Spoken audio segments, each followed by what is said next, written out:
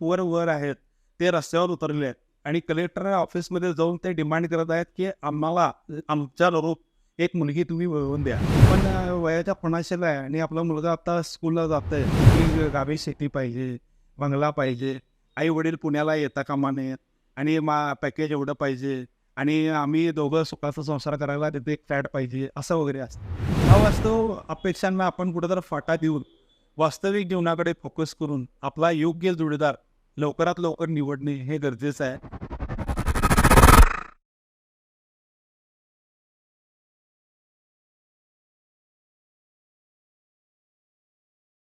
नमस्कार, मी अमोल परशुराम मोरे, संचालक महालक्ष्मी मधून इचलकरंजी. तर आज मी एक ज्वलंत प्रश्न तुमच्यापुढे मांडत आहे. तो प्रश्न आहे वधूवरांचा.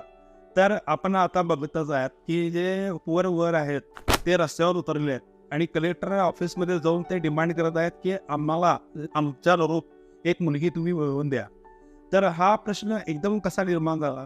तर एकदम निर्माण झालेला नाही आहे. 2019मध्ये जसा कोरोना आपल्यातून निघून गेला आहे, त्यानंतर कोरोनानंतर ज्या अपेक्षा आहेत, घरी लॉकडाऊन झाल्यामुळे लोकांना समजलं की बाबा आर्थिक स्थिती चांगली असणे, बलवत्ता असणे किती गरजेचं आहे. तर ह्यामध्ये कसं झालं आहे की वधूंचे जे झालेले शिक्षण आहे प्लस त्यांचा वार्षिक जो पगार आहे आणि पुण्या मुंबईमध्ये जाऊन जॉब करण्याचा ट्रेंड आहे तो वाढत चालला आहे. पण ते पण बघता की बाबा कमी शिक्षण ज्यांचं झालेलं आहे त्या मुलींच्या पण अपेक्षा आहेत की मुलांना शहरातच राहिलं पाहिजे, चांगलं कुठंतरी नोकरी व्यवसाय केला पाहिजे, त्यांचं पॅकेज एवढंच पाहिजे, ह्या पद्धतीच्या अपेक्षा त्यांच्या झाल्या. पण ह्यामध्ये आपण हे पण लक्षात घेतलं पाहिजे की सर्वच लोक जर शहराकडे गेले तर गावात राहणार कोण, शेती करणार कोण आणि आपण जे अन्नधान्य खातोय ते उगवणार कोण, हे पण आपण लक्षात घेतलं पाहिजे. तर ह्या वाढलेल्या अपेक्षा आहेत यांना कुठंतरी आपण फाड देऊन योग्य वयात योग्य जोडीदाराबरोबर आपण लग्न केलं पाहिजे की जेणेकरून आपला जो आयुष्याचा संसार आहे ते योग्य वयात चालू झाला पाहिजे की जेणेकरून आपली येणारी जी पिढी आहे त्यांना त्यांच्यावर होणारे संस्कार आणि त्यांचं जे पालन पोषण आहे योग्य वयात व्हायला पाहिजे. जेव्हा आपण वयाच्या 50ला असू तेव्हा आपली नेक्स्ट जनरेशन कॉलेजमधून बाहेर पडली पाहिजे.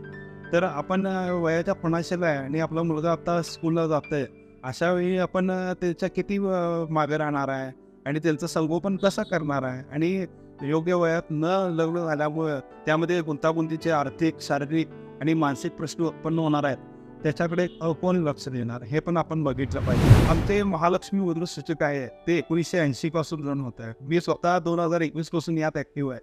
तर वधूवर सूचकाच्या रोलमध्ये आल्यापासून भरपूर सारे लोक मला भेटले आहेत. तर मुलींना विचारलं तर मुलींच्या अपेक्षा काय आहे की गावी शेती पाहिजे, बंगला पाहिजे, आई वडील पुण्याला येता कामा नयेत आणि पॅकेज एवढं पाहिजे आणि आम्ही दोघं सुखाचा संसार करायला तिथे एक फ्लॅट पाहिजे असं वगैरे असतं. पण ह्याच्या विपरीत मुलग्याला विचारलं तर मुलग्याकडनं एकच अपेक्षा येते, मुलगी समजूतदार पाहिजे, आमच्या आई वडिलांना बघितली पाहिजे. तर आत्ता नुकतीच घडलेली घटना आहे. तर मुलगी होती इचलकरंजीची, मुलगा होता सांगलीचा. दोघेही इंजिनियर झालेले, पुण्यामध्ये जॉब करत होते आणि चांगल्या कंपनीमध्ये जॉब करत होते. दोघांनाही चांगला पॅकेज होता. मग आम्ही काय केलं, मुलींचं बघण्याचा कार्यक्रम केला. त्यानंतर मुलग्याला इकडे इचलकरंजीला बोलवून घेतलं. इचलकरंजीमध्ये त्यांचं कॅफेमध्ये दोघांचं भेट करून दिली, त्यांचे विचार जुळलेही आणि त्यानंतर मग आम्ही विवाहाच्या हिशोबानं एका ठिकाणी बैठक घ्यायची ठरवली. बैठक पण झाली आमची. बैठक झाल्यानंतर असं आम्हाला आढळलं की मुलगीकडचा एक पाहुणा की ज्याचं आडनाव डिफरंट आहे थोडं, त्या एका डिफरंट आडनावामुळं वराकडची जी मंडळी आहे ती म्हणाले की हे आडनाव आमच्यात चालत नाही. मग आता आपण विचार करायचा आहे की बाबा त्या नातेवाईकाशी आपण लग्न करायचं आहे का त्या व्यक्तीशी लग्न करायचं आहे. जर सर्व जमत आहे तर ते एखाद्या आडनावासाठी तुम्ही अडून का बसता. लग्न कुणाला करायचं आहे, वधूवरांना करायचं आहे. या फालतूक अशा अपेक्षांमुळे काय होतंय की जे जमणारं लग्न आहे ते पण कुठंतरी मोडत जातं. तर यामध्ये असं जाणवलं आम्हाला की ज्या वराकडच्या अपेक्षा असतात किंवा मुलगी चांगली पाहिजे, सुसंस्कृत पाहिजे, घर सांभाळणारी पाहिजे, आई वडिलांना बघणारी पाहिजे आणि मुलग्याला लॉकडाऊन साथ देणारी पाहिजे. तर ह्याच पद्धतीनं आम्ही वधूंच्या पालकांशी पण चर्चा केल्या. तर त्यांची अपेक्षा काय की बाबा मुलग्याला एवढं पगार पडायला पाहिजे किंवा त्याचा व्यवसाय या लेवलचा पाहिजे, त्यानंतर त्याची शेती इतकं पाहिजे, त्यानंतर पाहुणे हे बसले पाहिजेत त्यानंतर आपल्या मुलगीच्या हाईटचा तो मॅच झाला पाहिजे, अशा भरपूर साऱ्या अपेक्षा असतात.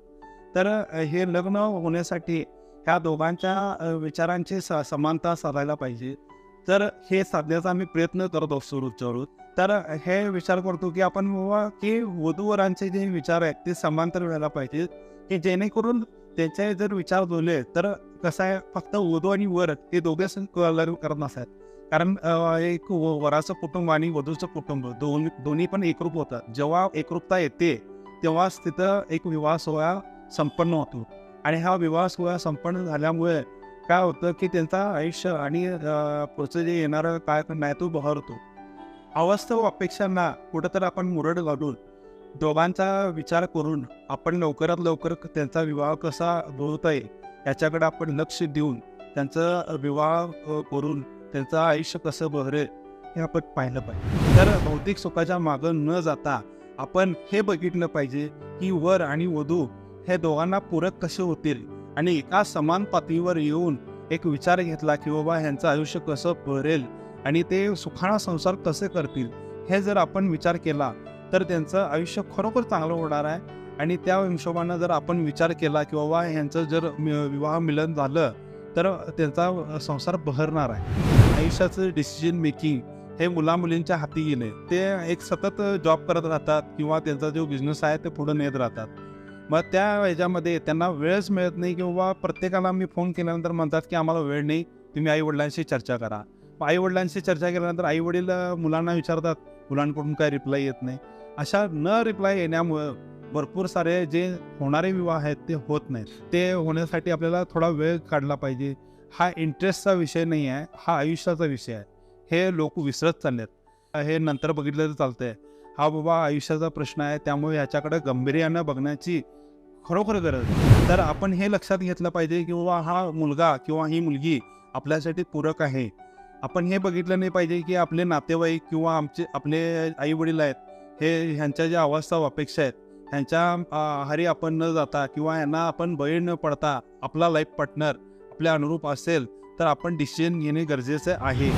तर माझं एकच म्हणणं आहे की मुलींच्या पालकांना आणि मुलींना पण की बाबा हे बघितलं पाहिजे की बाबा जो मुलगा आहे तो आपल्याबरोबर लॉंग टर्म आणि लाईफ टाईम एक जोडीदार म्हणून राहायला पाहिजे. एक मित्र म्हणून तो आपल्याबरोबर वावरला पाहिजे, जेणेकरून आपला संसार हा नुसता फुलांनी बहरला पण पाहिजे. या हिशोबानं आपण बघितला पाहिजे आपला लाईफ. तर आम्ही काय केलेलं की एक सौंदर्याची मुलगी होती. तर सौंदर्याच्या मुलगीला इचलकरंजीला मुलगा दाखवल्यानंतर काय झालं की बाबा आम्ही बघून आलो, सगळं झालं. आता मुलगा इचलकरंजीतला आहे आणि त्याची फॅक्टरी आहे. फॅक्टरीमध्ये 80 वर्कर कामाला आहेत. आणि सगळं झालं, मुलगा मुलगी पसंत झाले, सगळं झालं. मग ते मुलगीकडचे पालक आमच्या इथं घर वगैरे बघितले, टेक्स्टाईल फॅक्टरी वगैरे बघितलं, सर्व झालं. मग त्यानंतर मग आम्ही म्हणलं की पुढं काय वाटाघाट करायचं. मग त्यात काय झालं की मुलीकडचे एक लेडीज आलेली की जी शेतात काम करत होती, दुसऱ्याच्या शेतात तेही. मग ती म्हणाली की मुलग्याला जमीन नाही. आता विचार करा, शहरात राहणाऱ्या मुलग्यांना शेती कुठून आणायचं.